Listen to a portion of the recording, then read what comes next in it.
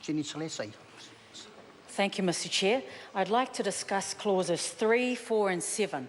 Clause 4 sets out the purpose of the bill, including the cancellation of the 2016 triennial general election of the Southern DHB in order for the continuation of the office of the Commissioner. Mr Chair, this is not a bill that we should pass on this House without rigorous scrutiny because it suspends a community's democratic rights for electoral term, therefore barring the ordinary members of the public from making decisions that affect their own lives and their own health services. It's also notable, Mr Chair, that the usual rules around openness and transparency relating to the decisions of the Southern DHB or any DHB do not apply to a Commissioner. Clause 3 provides that this Act, if passed, would be repealed on the day elected members of the Southern DHB take office after the triennial general election 2019, which would be on the 58th day after the polling day. Mr Chair, the issue of democratic rights is crucial, and it is one that is very important to the Labour Party. However, on balance, considering that the Commissioner at the Southern DHB has only had just over a year or so to overhaul the financial mess that the Southern DHB has undergone, Labour supports this bill because it is important to give adequate time to the Commissioner and the assistants to be able to put things in order. However, one extension of the term should be more than enough for the changes to achieve a new financial stability.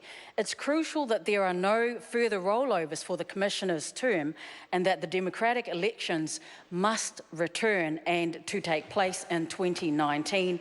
And I ask the Honourable Minister of Health, Honourable Coleman, to consider taking a transitional approach before the 2019 elections as circumstances warrant. So I strongly support Honourable Annette King's SOP.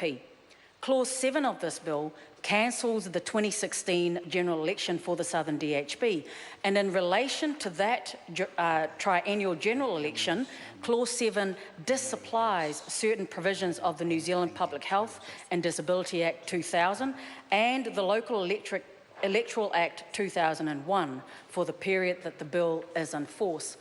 The Health Select Committee, Mr Chair, when it was hearing submissions on this bill, they heard a lot of comments from the public saying that they were concerned about the way that the Commissioner and her assistants were making decisions behind closed doors. However, making directions to the Commissioner in the context of this bill is not desirable for a number of reasons. The Southern DHB runs a public service for the benefit of its local communities. The operations of the Commissioner and her Assistant Commissioners must therefore be as open and as transparent as possible.